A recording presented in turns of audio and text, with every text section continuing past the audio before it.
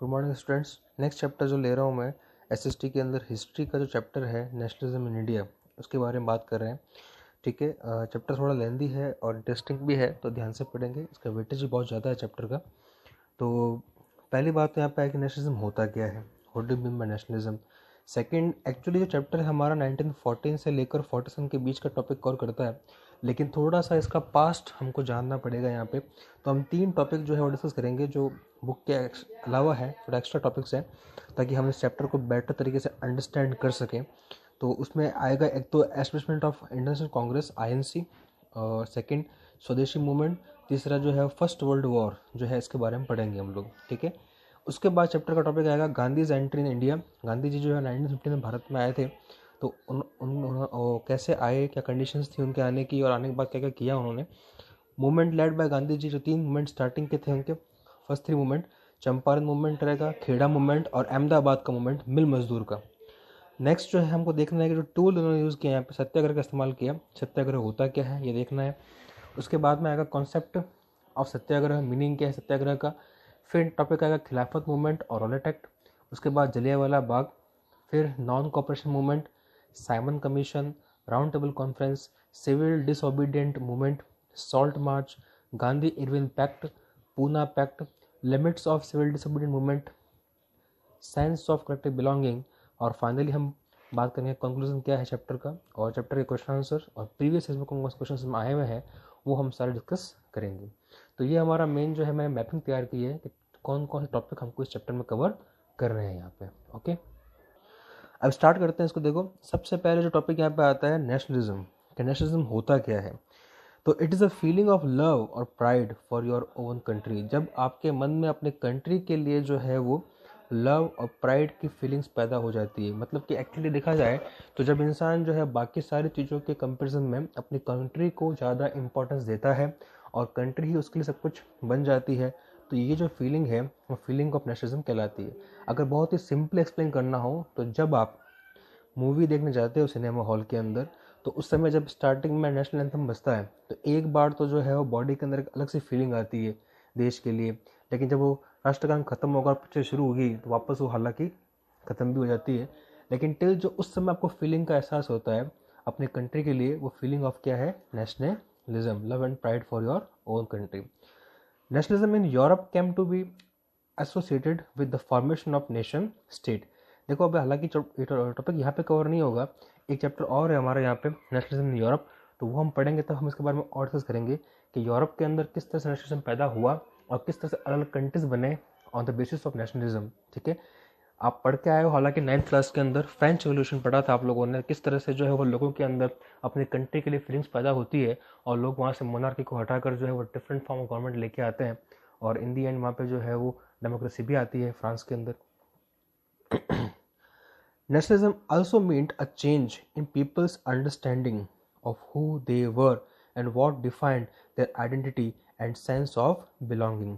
तो ये एक्चुअली में लोगों को ये सोचने में मजबूर करती है कि उनका पास्ट क्या है, वो किस तरह से आपस में जुड़े हुए हैं, और बाकी सारी चीज़ें जाति धर्म कास्ट क्रीड को छोड़कर जब सारे लोग आपस में यूनाइट होंगे और एक कॉमन फ्लैग के नीचे एक कॉमन कंट्री के लिए जो है वो लड़ते हैं या स्ट्रगल करते हैं, तो फीलिंग ऑफ नेशनलिज्म कहलाएगी।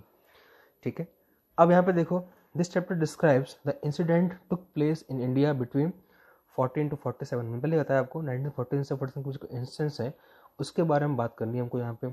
And we will start our chapter from 1885 to understand the background of national movements which took place in India.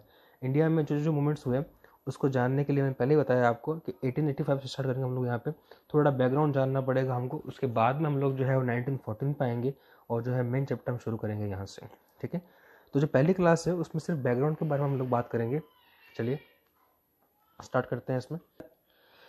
देखो, ऐसा है कि 1885 क्यों चूज़ किया है मैंने, एक्चुअली में 1885 में इंडियन नेशनल कांग्रेस जो है वो एस्टेब्लिश हुई है, INC established on 28 December 1885। ठीक है, by retired British civil servant AO Hume. ध्यान रहे, कांग्रेस जो है INC, उसको किसी इंडियन ने एस्टेब्लिश नहीं किया है, उसको एक रिटायर्ड सिविल सर्वेंट है ब्रिटिशर्स AO ह्यूम, उन्होंने इसको बनाया है। अब इसको बनाने का रीज़न क्या था, कारण क्या था? देखो, people of India were angry due to laws made by Britishers. Britishers ने बहुत सारे कानून बनाए हैं, ठीक है, स्पेशली आफ्टर 1857 का जो रिवोल्ट हुआ था उसके बाद में ब्रिटिशर्स जो है वो इंडियंस को कंट्रोल करना चाहते हैं और इस तरह उन्होंने बहुत सारे कानून बनाए। उसमें से इंपॉर्टेंट कानून है, लॉज हैं, वर्नाकुलर एक्ट, आर्म्स एक्ट और इल्बर्ट बिल। ये 3 जो है मेन एक्ट है और इनको लेकर जो इंडियंस हैं उनमें बहुत ज़्यादा गुस्सा है, ठीक है। अब दूसरा रीज़न ये है कि Britishers don't want a movement like 1857 again. लोग गुस्से में हैं इन एक्ट की वजह से, लेकिन ब्रिटिशर्स अब नहीं चाहते कि फिर से जो है वो 57 की तरह का मूवमेंट अगेन हो।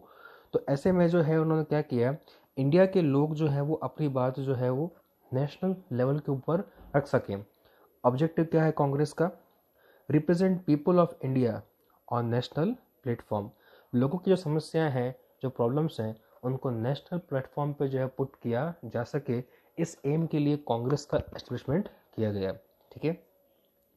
The first session of INC का जो पहला सेशन है, जो फर्स्ट मीटिंग है उसकी, वो कहाँ पर हुई? मुंबई के अंदर गोकुल दास तेजपाल संस्कृत कॉलेज है मुंबई में, वहाँ पर जो है वो आईएनसी का फर्स्ट मीटिंग हुआ यहाँ पे।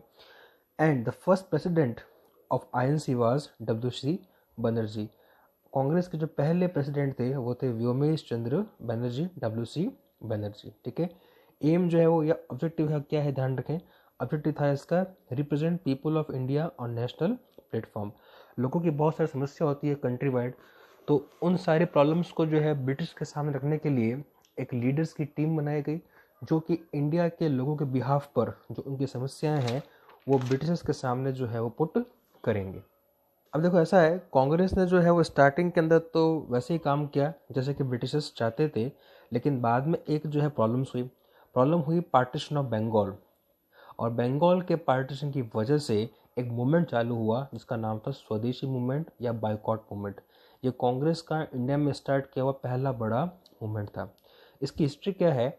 Lord Curzon became the viceroy in 1899। 1899 में इंडिया के वायसराय बने लॉर्ड कर्जन, और उस समय इंडिया में नेशनलिज्म जो है वो काफ़ी तेज स्पीड से फैल रहा था, और उस समय जो सेंटर था नेशनलिज्म का इंडिया में वो था बंगाल।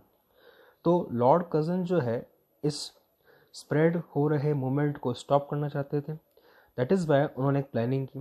प्लानिंग क्या की कि ये मैं एक छोटा सा मैप बनाया है। उस समय जो है ये पूरा जो है वो बंगाल कहलाता था, जो पूरा पार्ट है ये बंगाल कहलाता था। उस टाइम के बंगाल के अंदर आज का जो पूरा नॉर्थ ईस्ट है, जो 7 सिस्टर्स हैं, वो सारी कंप्लीट बांग्लादेश, ठीक है, वेस्ट बंगाल पूरा, और कुछ पार्ट जो है बिहार के और उड़ीसा के जो कुछ पार्ट हैं वो इसमें आते हैं। तो बहुत ही बड़ा पार्ट है।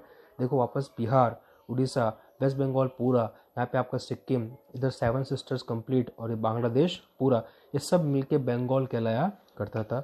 लॉर्ड कर्जन ने क्या किया, इसका कर दिया पार्टीशन। देखो लाइन बनाई मैंने, इसका पार्टीशन कर दिया 2 पार्ट के अंदर।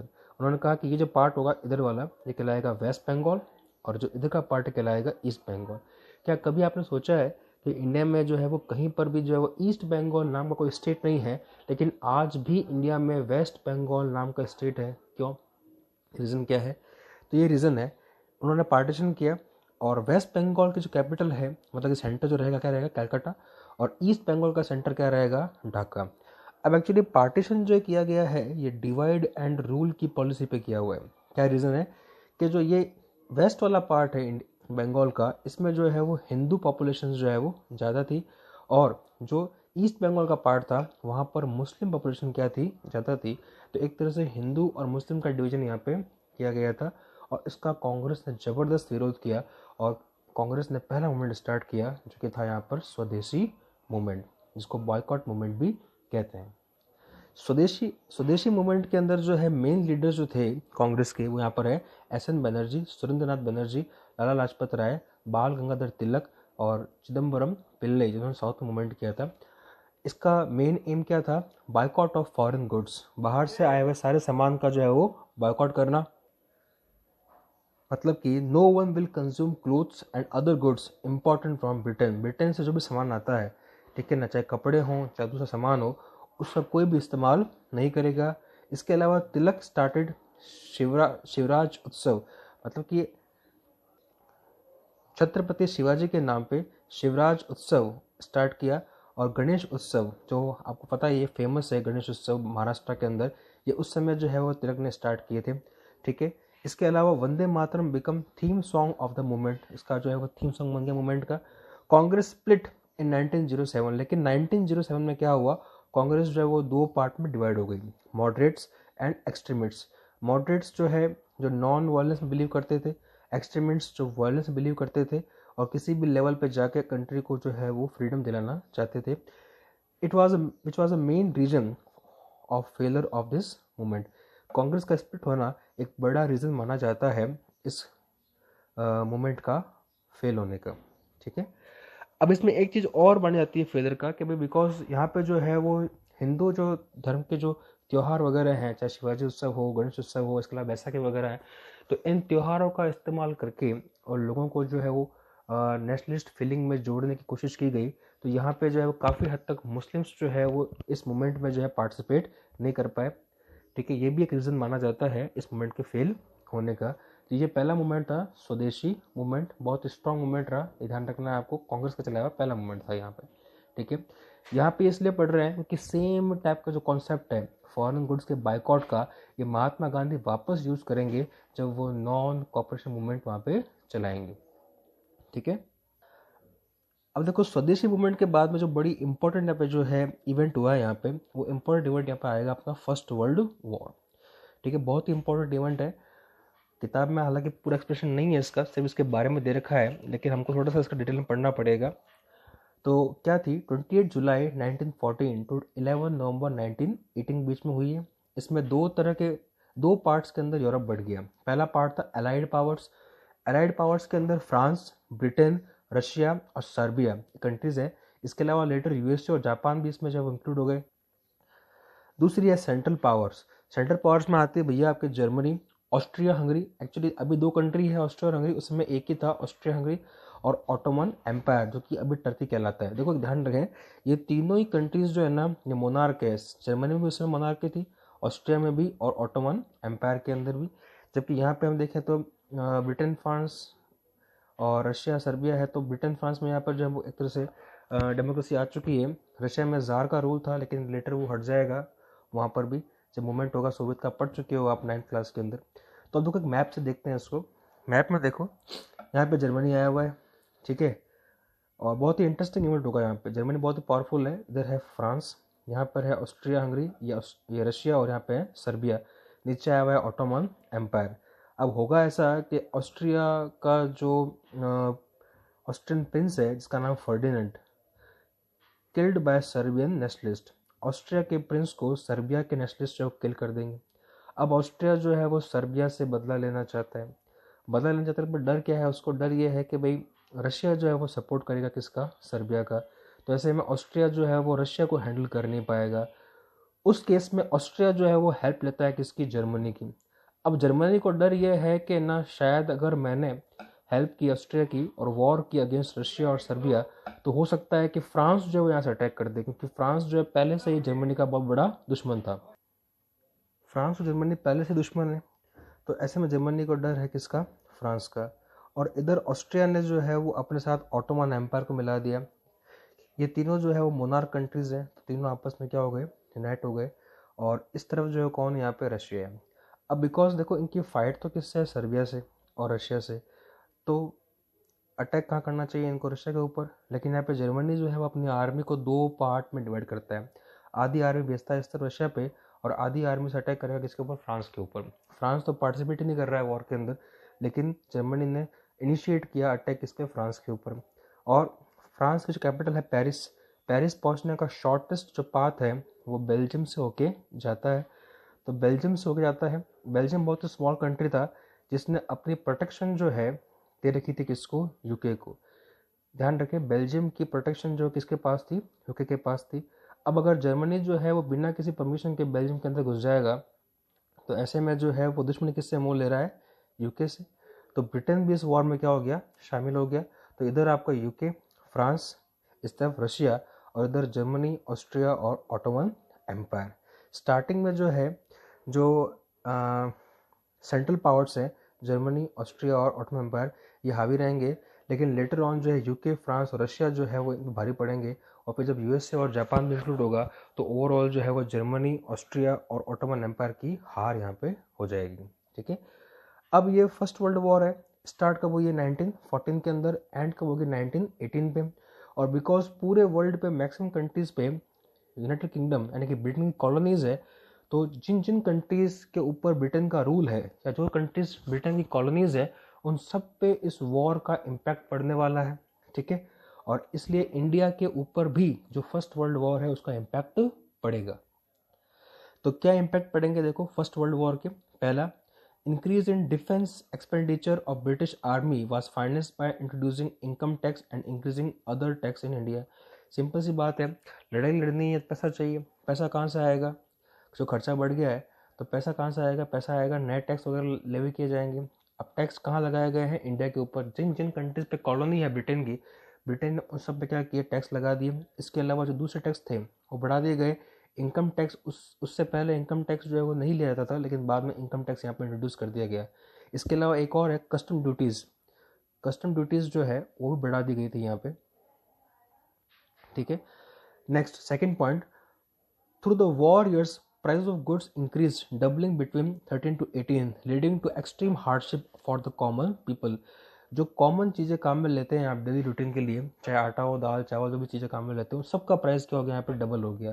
तो ऐसे में लोगों का जो है वो रहना करना और लिविंग बहुत ही क्या हो गई? टिपिकल हो गई यहाँ पर चीज़ों के प्राइस बढ़ने से। तीसरा, villages were called upon supply soldiers and forced recruitment in rural areas caused wide spread anger.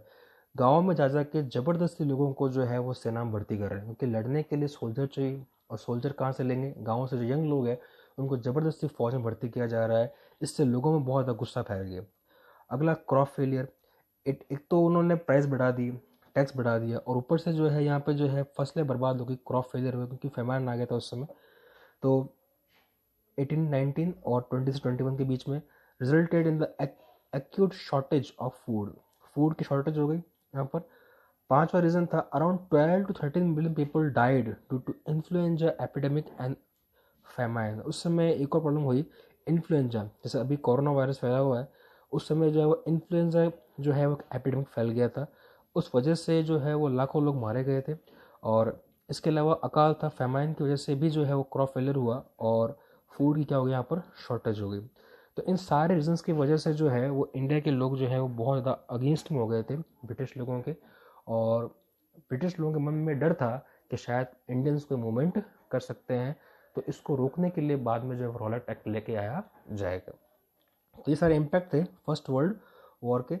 तो अभी इस लेक्चर में इतना लेते हैं, फिर नेक्स्ट पार्ट के अंदर इसको कंटिन्यू करेंगे। नेक्स्ट पार्ट जो होगा